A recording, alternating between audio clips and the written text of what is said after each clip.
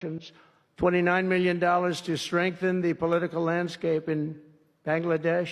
সাবেক প্রধানমন্ত্রী শেখ হাসিনা পদত্যাগ করা বা দেশ থেকে পালিয়ে যাবার পর বলেছিল এই পতনে আমেরিকার হাত আছে।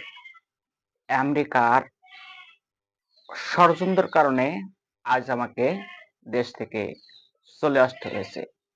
কিন্তু এটা প্রথম ডোনাল্ড ট্রাম্প অস্বীকার করেছিল, বলেছিল আমেরিকার কোনো হাত নাই, বাংলাদেশের সরকার উৎখাতে আমেরিকার কোনো হাত নাই। কিন্তু ইতিমধ্যে আবার নতুন এক বার্তা দিয়েছে, যার বার্তায় বাংলাদেশ ইন্ডিয়া মিডিয়া তোলপাড়।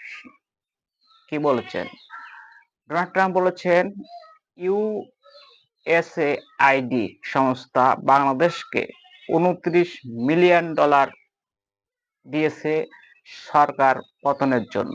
এটা ডোনাল্ড ট্রাম্প নিজে স্বীকার করেছেন।